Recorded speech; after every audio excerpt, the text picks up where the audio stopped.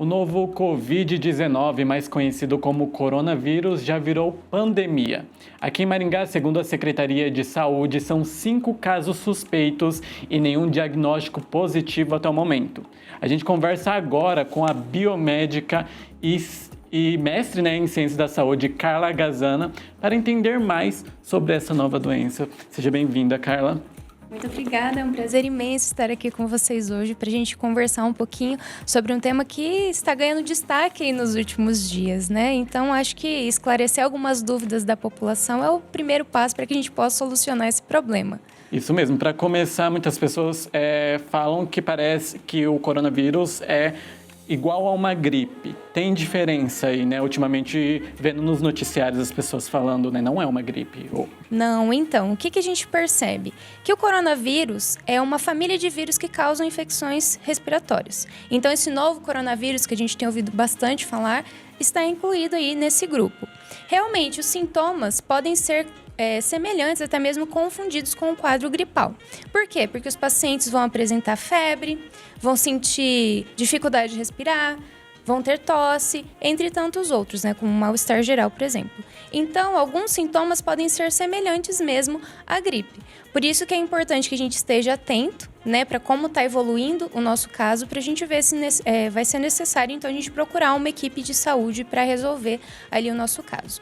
A gente separou aqui uns dados de como tá, né, até hoje de manhã, no finalzinho da tarde, como tá os resultados aqui em região Brasil, né, que segundo o Ministério da Saúde são 234 casos confirmados e 2.064 casos suspeitos. No Paraná são 85 casos suspeitos e 6 confirmados e 83 descartados. A gente falou no início, né, como tá Maringá, são 5 suspeitos e nenhum confirmado até o momento. Mas podem ser tomadas já a partir de agora algumas atitudes para a gente não sofrer, né, futuramente, como outros países e outras regiões estão sofrendo, né? Sim, com certeza. É como eu sempre comento, né, inclusive com os meus alunos.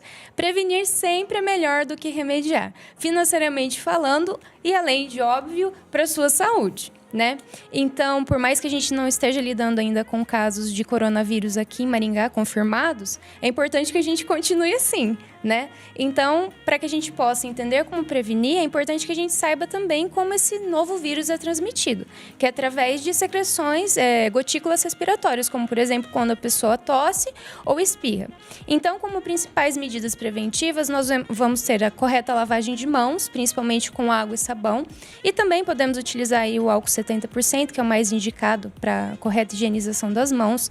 Devemos evitar aglomerações, ou seja, locais em que eu tenho uma grande quantidade de pessoas, né, reunidas.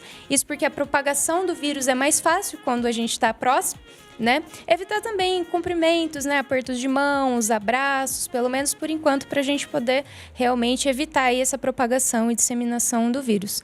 E procurar sempre manter a forma, se alimentar bem, se hidratar bem, porque cuidando da nossa saúde, o nosso sistema imunológico vai conseguir combater aí essa nova infecção. O álcool em gel ele é recomendado sempre, junto com a lavagem, ou só a lavagem de mãos muitas vezes já pode tirar esse vírus, né, que está contaminando a mão da pessoa? Então, nós temos 3 casos. Podemos só lavar a mão com água e sabão, seguindo os 7 passos, que a gente já ouviu falar bastante sobre isso, né, que esses 7 passos contribuem, então, para a correta higienização das mãos. Podemos também utilizar só o álcool 70% quando a gente não está numa situação que nos possibilita fazer a higienização com água e sabão, então ele pode ser utilizado. E o mais indicado é o quê?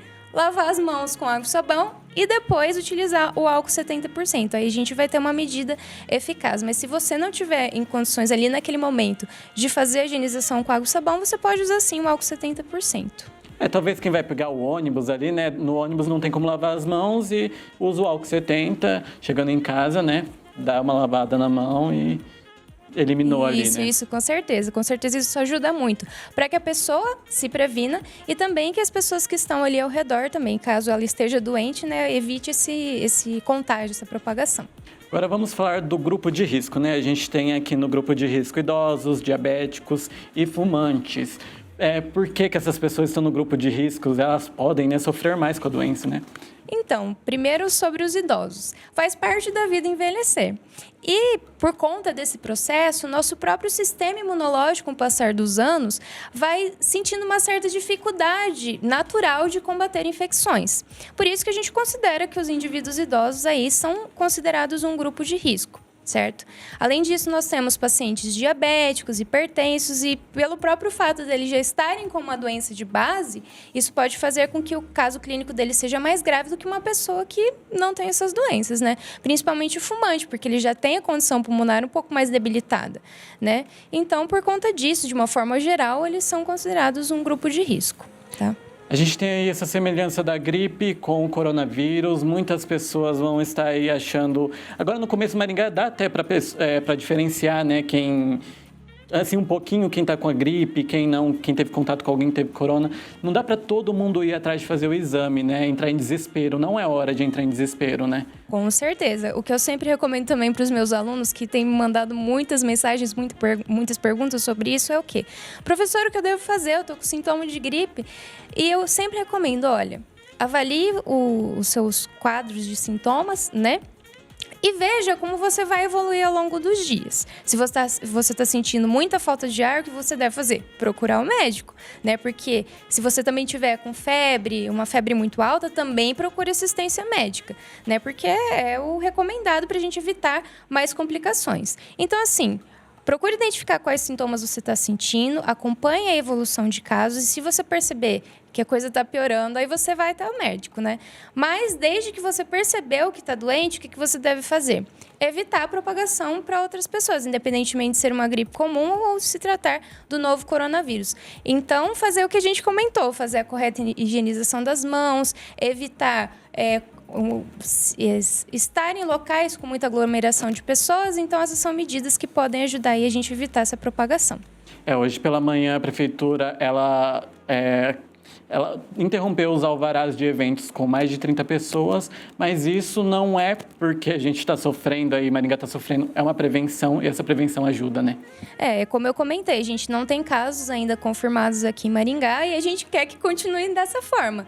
Então, como eu comentei, a prevenção é o melhor caminho. É muito melhor eu prevenir do que remediar. Então, essa realmente é uma medida da nossa cidade para tentar conter aí que essa nova doença, né, essa nova infecção chegue até nós e acabe afetando aí vários maringaenses. A gente vê que os países que estão sofrendo mais são países que estão aí no inverno rigoroso, né? Maringá tem um clima tropical. Os pesquisadores, você vê muito que pode ser que a gente sofra menos que esses países. E por quê, né? Porque no inverno, às vezes, é mais dificultoso enfrentar essas doenças. Então, a gente ainda tem que avaliar um pouquinho o perfil desse novo vírus, né? Porque ainda é uma incógnita realmente para a comunidade científica se o fato do clima vai influenciar aí o comportamento dele. O que a gente acaba percebendo em relação às doenças infecciosas de transmissão por gotículas respiratórias, como eu comentei? Que no inverno a gente tende a deixar o ambiente fechado. Justamente porque está frio. Isso facilita, então, a contaminação de uma pessoa para outra, porque elas estão fechadinhas ali no ambiente para se proteger do frio. Então, é um dos aspectos que a gente deve levar em consideração. Mas, por enquanto, a comunidade científica aí está tentando descobrir qual que é o perfil desse novo vírus para ver se realmente o clima influencia em alguma coisa. Para encerrar, então, quais são os cuidados básicos, né? Tem muita gente já falando do beijinho não, o cumprimento com as mãos também não. Então, é como eu comentei com você, fazer a correta lavagem de mãos, sempre que possível com água e sabão, álcool 70%, evitar mesmo se cumprimentar, né, seja com aperto de mãos, com um beijo, porque eu posso ter uma troca, né, de secreções ali, eu posso entrar em contato, né, com o material que está contaminado, então também não posso ficar compartilhando objetos de uso pessoal, isso é muito importante, e evitar essas aglomerações de pessoas em um determinado local, além de manter o ambiente bastante arejado, ventilado, que inclusive a gente acabou de conversar, né, sobre por que às vezes o inverno eu tenho observado o maior número de casos em regiões em que está mais frio. Isso aí, muito obrigado pela sua participação, acho que a gente esclareceu muitas dúvidas aqui, né? Ai, que bom. Fico feliz, então. Espero que vocês tenham esclarecido algumas dúvidas, né? Então, estou aqui à disposição de vocês. Muito